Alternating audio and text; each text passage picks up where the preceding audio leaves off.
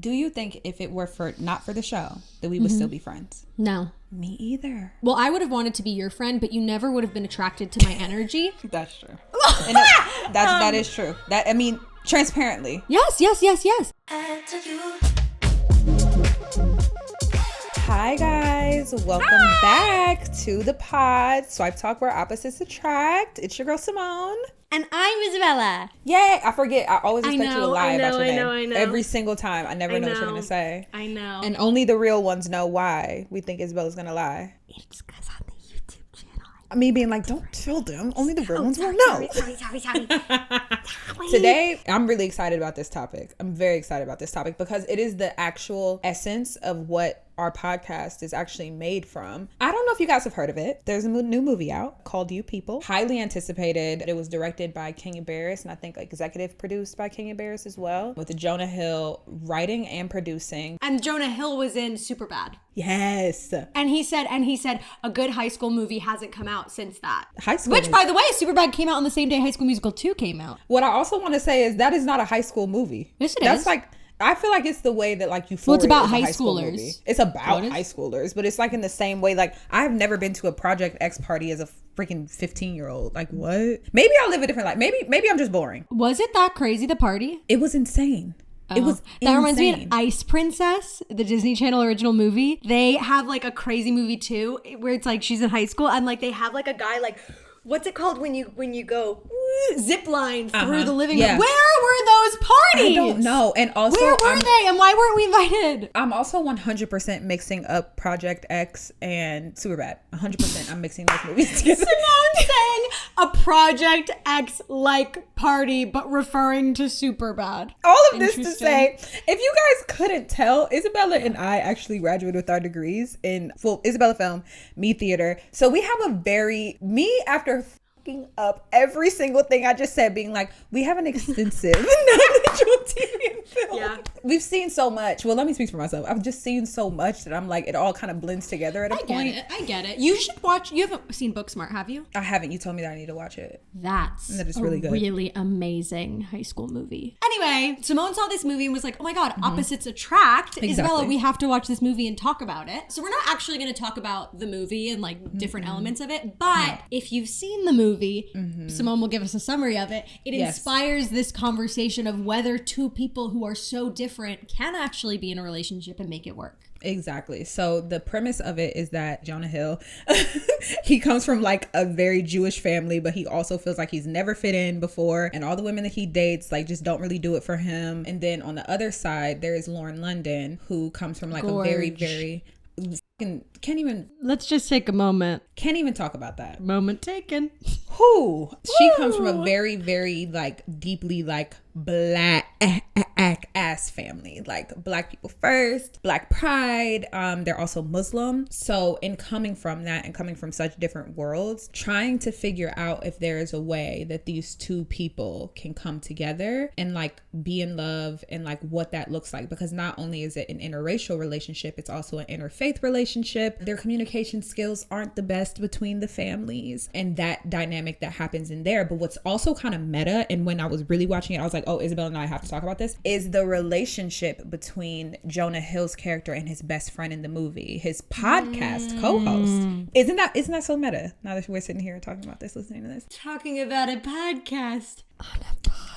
Kind of like a podcast where opposites attract. I loved their relationship because they had really, really interesting conversations and had to be so honest about so much. I want to put a pin in that conversation because we're going to come back to that when we actually start to talk about, is it possible for opposites to actually like not only like be in friendship with each other, but then to be in romantic relationship with each other. To start a family together and what that means. Yeah. So opposites attract. Can opposites actually attract? This is where Isabella is going to take it, because you know that if you let Miss Simone run away with it, we're going to just be talking about everything from all over the world. So Isabella is going to talk about things that don't go together. I hop into a coffee shop. And this every single time this girl gets a hold of a TikTok sound, you're gonna hear it. Like if Isabella listens to anything before we get on this recording, you're gonna know it. I hopped into a coffee shop. I've got no secrets here. So on the topic of opposites attract, let's talk about some general objects, foods, etc., and whether or not we think those opposites can work together. Okay, this is a bone I got to pick. Ugg boots and shorts. The Snooki special. The Snooki special, and more than the Snooki special, I want to talk about how you hoes in California. I have never seen more people in hot weather wear literal Uggs and jean shorts together with like a spaghetti string top, and they're like walking around. I don't understand it. I don't understand it because it's hot as shit. I know your feet are hot. Or our legs are cold. Okay, something is imbalanced. But something isn't right. I've always felt this way. I'm kind of like the weather. Who am I to let the weather dictate what I wear? I'm going to wear the outfit I want to wear. I was never the girl that was like, oh, it's the weather. This is what I want to wear today. Hopefully it works out. If not, sister, I've got a passion for fashion. Yeah, I think it's just a personal vendetta that I have. Okay. Against Simone it. just Very had to get much, that off her chest. Very reminiscent. I don't want to. I am going to expose us. Isabella and I have a very particular feeling. You can't. Isabella and I have a feeling about ballet flats. I won't be on camera for this. I'm not going to go any further. We won't talk about it, but we're just going to leave it there. We're going to leave it there. You guys can guess in the comment section what our opinion is. Do you think we love them, or do you think that we don't love them? You let us know. Okay. I'm going to have to call my lawyer on that one. Okay, here's what I'm going to say about opposites attract. Laughing and crying. Laughing and crying. Opposites, that's a good one. But they attract. That's a good one. First of all, when I was very young, I noticed that the way that people laugh often sounds like they're crying. You know when you're like hearing someone and you're like, are you laughing or are you crying? Like they sound alike. And then you're also you can laugh so hard that you cry. And also that's like true. if you're crying but then like something happens and like and it you makes start it laughing so much funnier. Yep. Like when you're upset, like little weird things, or when things are really sad, you get really uncomfortable and you laugh. Laughter and crying, those are two good friends that feed each other in a healthy way. Do you know what I also have done a lot in my life? Okay, being in my family is rough as shit. So whenever I'm in a situation and I'm so freaking sensitive, someone will have hurt my feelings and I just like would acted like it didn't matter. Like I'm like, ha ha ha, yeah, that was really funny. And then something else will actually be funny. So I'll be laughing and then all of a sudden like I'll just tear up a little bit and then like I start crying and I'm like, oh my God, it was just because it was the new joke was just so funny. But that's happened to me a lot in my life where I'm like so you're like, funny. It's just so funny. And I just started laughing. But I have a really, really, really close relationship to tears. Like me and tears are like peanut butter and jelly. Tears are so healthy. I'm working on that. I'm trying to cry more. No, yeah. I think that was a good one. That was a good one. Yeah, thank you. Well, mine was the opposite, where my family, even when we're like in the depths, like we're making jokes, like always really inappropriate. And like that was a huge thing growing up when my mom would be screaming at me. Sorry. She was a great mom. Sorry she wasn't a gentle parent. Yeah, no, whatever. Neither was my mom. But she was screaming at me for doing something. I think it was like cleaning a rock with a toothbrush. Like if you can make her laugh while she's screaming, then it's like, you did it, you're out, you're not in trouble anymore. Like if you are able to like crack it, if you can make mommy laugh while she's screaming at you, you're not in trouble anymore. God, a psychologist could probably have a field day with that one. Wow, anyway. that's so fascinating. My mother was so not like that. When she was serious, she was serious. I actually don't think that you're very wrong on that, because a lot of people, like their parents will be laughing while they're getting cussed out. Well, either or. There's no right way to parent. There isn't. It is what it is. And it's just what you grew up used to and socialized. It says a lot too about how Isabella and I look at laughter versus like crying. Like I think that when you cry, it's serious. Like it's a time to be serious. Yes. And Isabella's like, no, like it can be funny too. And I'm like, no, when I'm crying, it's I'm sad. Yes. And then when I'm happy, I'm happy. I think there's nothing more beautiful than like mixing those emotions. Like when you're sobbing and then like have a little joke. I love it. Okay. Now here's where if Simone and I were really on top of our game, I would have like prepped us and we would have had these foods lined up for us to try so that we could like react to it live and be like, that would have been good. Oh, that would have been great. That would have been like, good. For the future, maybe that's going to be so, we have to do that. Y'all have to, comment down below to see us try things. Try these foods or like something fun like that. Please comment that because I really want to. No, yes. You kind of snapped with that one. Thank you. Okay, so here are some food combinations and we're going to say whether or not we think they would work or not. Are you ready? Yes. Ooh, I know you see me standing here. I'm going to get a record deal. Ice cream and french fries. Doy. Yeah, I could see why. I can see why objectively. Not my thing, but yeah. Okay. I would like it. I like a lot of really gross combinations, though. As we all know, I have the taste of a wall. Yes. I will never get over when you said that. I have a taste of a wall. This is a big TikTok one where you wrap a fruit roll-up around a pickle. I would eat that. I would try it. I would try it. But I don't think I'm right for loving it. I could get it. It reminds me, it's very reminiscent of when we were doing the whole jalapeno cream cheese taki. Yes. But that wasn't even opposite, though. It was just good. Like, it was so interesting. good. Interesting. Well, you never would have tried it because you're vegan, huh? But there's vegan cream cheese. Oh, there is vegan. I never tried it, no. But I'm sure I would have loved it. It's really good. Were you allowed to eat gummy candy growing up? I was allowed to eat whatever the hell I wanted. Oh, wow. Okay, I wasn't allowed to have gummy candy, really, especially like fruit roll-ups and such, because our dentist said that it gets stuck in your teeth. Okay, yeah. So I had such a crazy relationship with like gummy foods growing up, where like if I was at a friend's house, I would be like shaking, like, oh, let me have one. Like, I loved them so much. So I think I would love this. I also love pickles. Popcorn and ketchup. You think that's bad? That sounds good to me. I'm sorry. Tears came to my eyes. No. For good or bad? For bad. Oh, I would eat that. I can't even speak louder because I might throw up. I'll speak down here with you. Do you like ketchup? Yeah, on like fries. Oh, okay. I used to eat ketchup on plain pasta. And that's what I have to say when you say white people don't have culture. Try me again. I was just about to say, Isabella, that's about the whitest thing I've heard you say. Are you f***ing with me right now? No, I'm not. Ketchup and pasta. Disgusting. Did you even put butter on the... Good God. Was it a lot of ketchup? Yes. There's something wrong with me.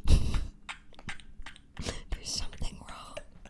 My favorite snack growing up at the cafeteria that I invented myself was I would take cut up pieces of celery and dip it in like little things of butter. Salted butter. That was my favorite treat. Okay, strawberries and balsamic vinaigrette. No, but I wish I was that girl. I wish I was like the watermelon salad kind of bitch. Like, I'm just not like a wild berry salad. I don't love fruits in my salad. Me either. Okay. Me either. I'll do a little dried cran, a little dried cranberry. I don't like sweet in there. I don't like sweet in my salad. I that's like the one thing that I will say. You know what? I'll respect that. I'll respect that, Miss Ketchup Pasta. Thank you. Yeah, don't disrespect my taste buds. Pineapple on pizza. No. And I'm tired of having the debate. I'm tired of having the debate too. I love pineapple on pizza. I just feel like some people do, some people don't. Yeah, I don't know why people are so angry. Because and this transitions us. Two things can be true. At the same Opposites time. can exist, and we don't have to be mad about it. It would be weird if we all had the same taste buds. Okay, so now that we just went through, some of these combinations would work, some of them wouldn't. So let's talk about it. Sometimes opposites work, sometimes they don't. So I'm going to bring up Ned's Declassified School Survival Guide, which somehow I managed to bring up in every single episode. How? I don't know. I don't know either. It's a great show. I loved it so much. Okay, there was an episode where he's trying to get this guy, Ned, is trying to get this boy. And this boy is like very goth. And he's like, okay, how do I get him in a pair? And he's in his science class. And his science class talks about how opposites attract. So he tries to pair him up with like a really positive person. And he's like, okay, negative and positive, that should go together like in science. Smart. It doesn't work out. Ned's really upset. He goes to his math teacher. Those of you who know that man. And he says, sure, opposites attract in science, but in math, likewise attracts. Like a positive and positive makes a negative. A negative and a negative makes a positive. So then he matches this guy with another person that's just like him. It works out. They make a positive. Great. So all this is to say, sometimes opposites attract like in science, but not always like in math. And you know what? That was good, Isabella. That was good. Thank you. Really good. And before I allow Simone to take the reins, I also looked up when it doesn't work. Stephen M. Sultanoff, marriage and family therapist and relationship trainer, says that differences based in core values will not attract. This can include political differences, attitudes on spending, organizing, how to treat others, and so on. No, that makes sense. But specifically, they also went on to say that with organizing in particular, that it was about like communication. I just think the biggest time that it's not going to work, and we've talked about this before, is if there's a difference in core values. Core values of like how to treat others, which goes into politics, which goes into everything else. Because it's like, you're never going to really understand each other. And if you're not in a relationship, I'm sure there's ways that you can have conversations and try to expand your brain brain, expand your horizon. I'm not saying we should all remain in our bubbles. I think it's really important to expand outside of our bubbles. Well, clearly from evidence, it just doesn't work out in relationships, in significant relationships, if you have opposing core values. Yeah, it brings us, okay, so the reason why I really wanted to talk about this movie and use it as a springboard to have this entire conversation is because it is such an ongoing conversation of, do opposites actually attract? Like, does it actually work? Because some people will swear that opposites attract and that them and their partners are opposites and that's why it really works. But I think to Isabella's point, how are you opposite? Exactly. I just don't see a person that's like a hardcore like Muslim or a hardcore person that's a part of the Nation of Islam and then you marry someone that's atheist. I just truly don't unless they're open-minded to it, but that's where it gets tricky of like, unless your beliefs are affecting their actions. I think that it would be hard for anybody that believes in something to be with someone that believes in nothing. That's the difference. Yeah. I'm not even going to make that argument for if it was like two people that are part of different religions. And I've also heard that that's really hard. A lot of couples that are like inter-religion. That's true. Or interfaith. That's I think true. that's what you call it, interfaith. It's hard, but they'll do it. But when I truly cannot be with a person that feels nothing. That like feels like I'm on this floating rock. And then when I die, that's But I guess it just depends on how important that is to you, if it's one of your core values. I would assume that it's one of your core values if you are outrightly practicing it. It's a core value for you. Like if you're showing up every single week to some form of like a gathering for your religion, be it mass, be it church, be it a hall, whatever the case. Yeah. It matters to you. Also, let us know if you have been in a relationship with someone with opposing religious beliefs or with someone who's not religious at all. Let us know how that relationship worked out, if it was tough, if it was surprisingly somehow easy. Like, let us know what that was like for you. What does it take for opposites to work? Because me personally, I've always dated people that are quite different from me. Going by the standard that we have defined opposite as, like same in morals but different in personality, I would... You know what? No, I still stand behind it. I have dated a bunch of people that are opposite from me. Yeah, and they say you're attracted to people that have different like qualities in them that you would like in yourself. Yeah, so you know what? True. And sometimes it works for me and sometimes it doesn't. When it does, it works because it requires a lot of freaking maturity. A lot of maturity on both sides. And when I say maturity, I'm also talking about like pride. I'm talking about like being able to step outside of your own brain and see the way someone else works. Because I feel like when someone lives a life that is like very different from you, it starts to make you respect their way of life less because you can't put yourself in their shoes because it's not a way that your brain is used to moving. So it's like imperative for you to be like open-minded and open to the possibility of there being other like opinions, lifestyles, like openness to not always being right. And there might not be a right. Yes, being cognizant of the fact that just because someone doesn't think like you, move like you, whatever, it doesn't mean that they don't deserve your respect.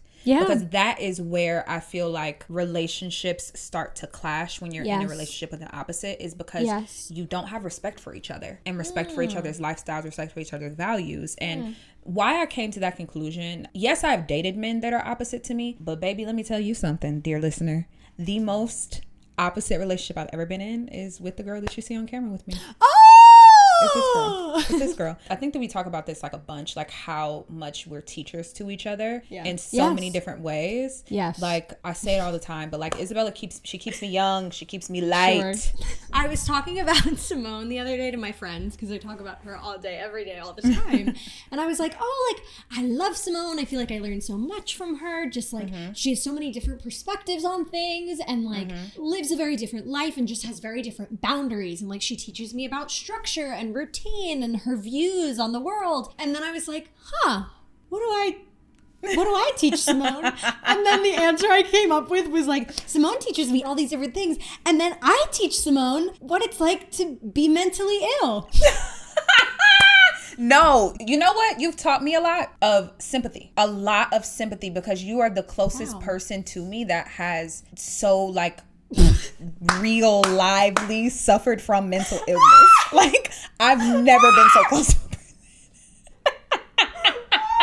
For better or for worse, like, that doesn't say much about you, Isabella. It probably points more towards the fact that mostly just growing up, I've been surrounded by Black people, Black culture, and unfortunately in our culture, like, mental illness is just not a big topic of discussion, you know? I really thought, Simone, you were going to be like, no, you also teach me about, like, your perspectives and blah, blah, blah. But you're like, no. You do teach me how to feel bad for your sick-ass, twisted little nut brain. Anyway.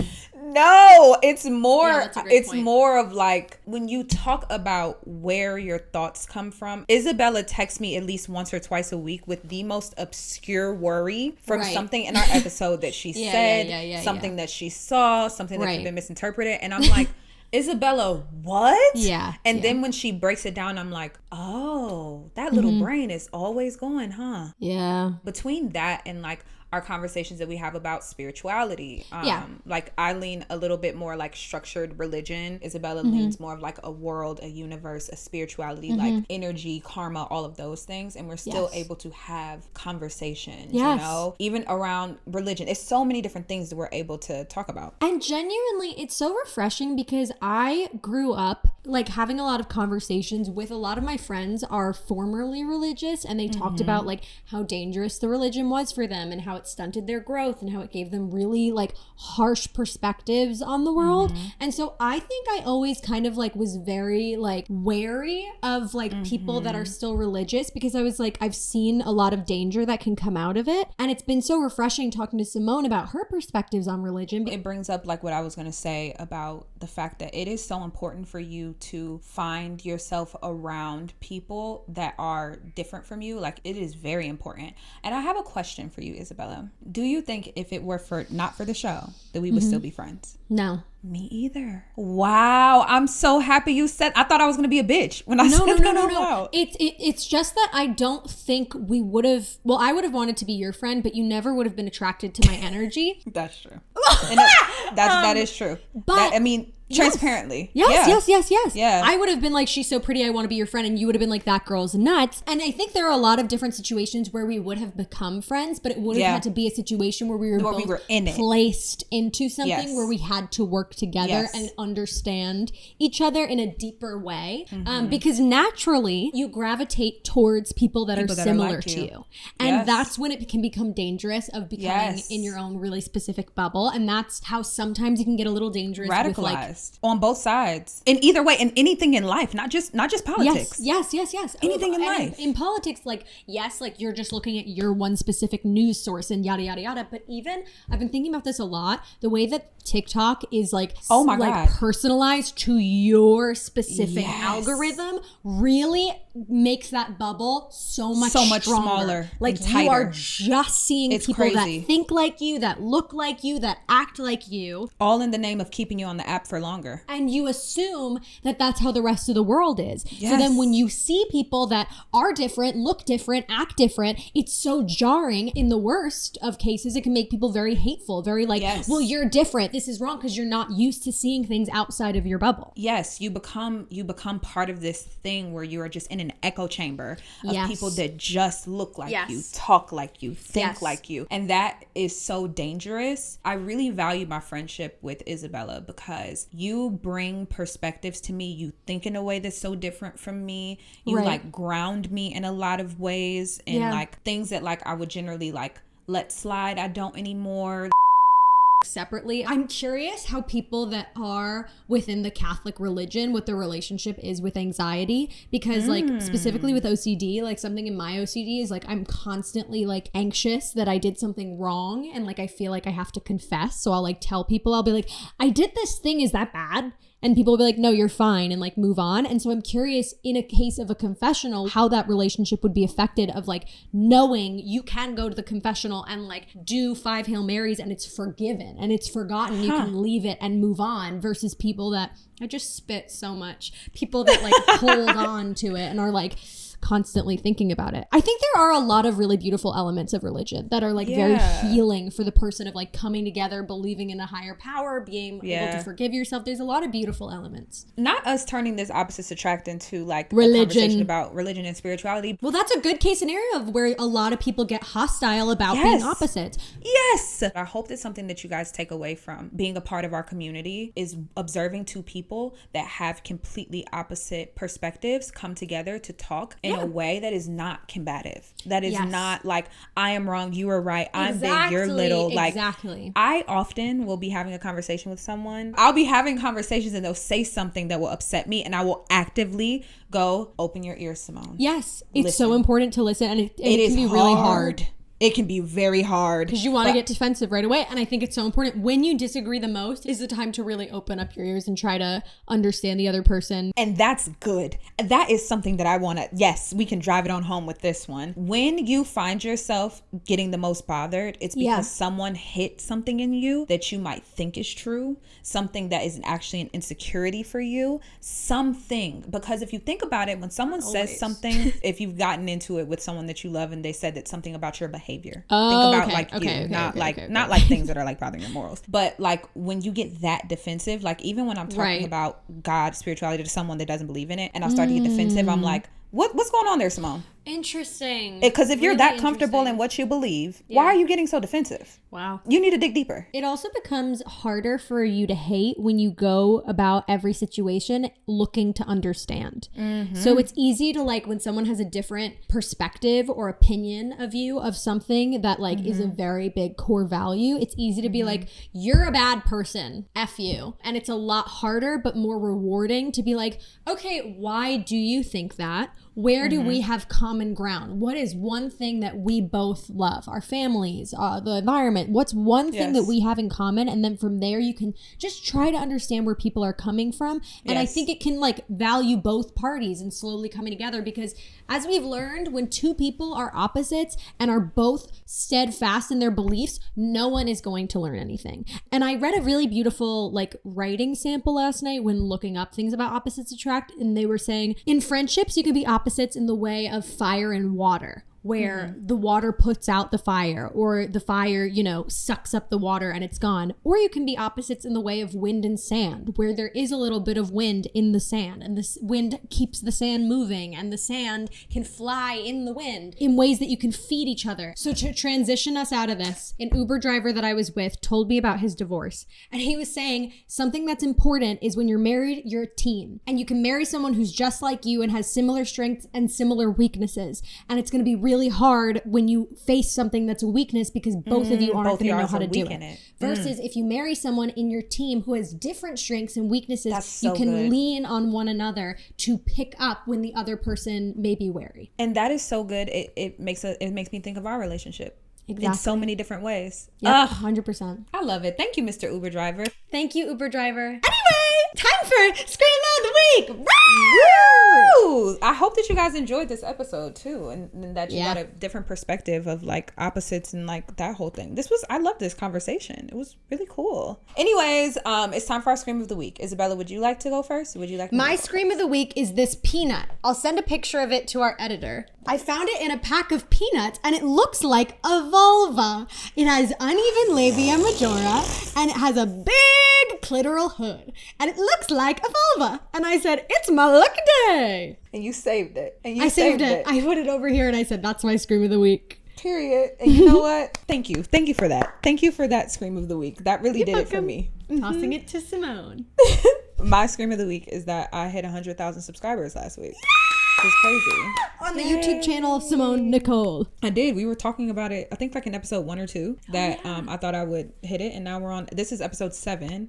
And now we're here. So yeah, it was such a wonderful moment. Yeah, that was my Scream. Simone getting shy. Simone's worked so hard for this and like is so like she does the thing. She gets it done and it means so much to her. And so as a friend bragging for Simone, I'm like, I'm so proud of her, and she has worked so hard for this, and I can't wait to continue to watch as it grows and thrives. And anyone that isn't subscribed, go to @Simone Nicole. You won't regret it. Thank you guys. And that's it. And that's it, you guys. And that's all. Thank you guys so much for listening. The visuals are always available to you over on our YouTube channels. Or on Spotify. Yes. We're on Spotify. And then you can hear audio, of course, anywhere where you can get an audio podcast. I was telling us where you can listen to it as if you aren't already listening to it. Wherever the hell you decide to get your podcast, go and do it. Follow us on Instagram at Swipe Talk Show. Over on Cameo, we can send you a personalized video. We also, me forgetting everything else we have our Patreon, we have our merch. Everything will be linked down in the description box or in the show notes for you guys to see. That's going to be it, you guys. Love you guys so much. Remember to rate our podcast. If it's anything but a 5-star, what are we gonna do? Write it in our diaries. Wonderful. Actually, y'all that listen over on Apple Podcasts, we're gonna need y'all to write your reviews down. Thank you so much. What do you mean? We have a bunch of like reviews, but they're not like writing like, I love these girls. We need to hear it. We need to hear I love you. Oh, yeah. Yeah. Okay. Thank you guys.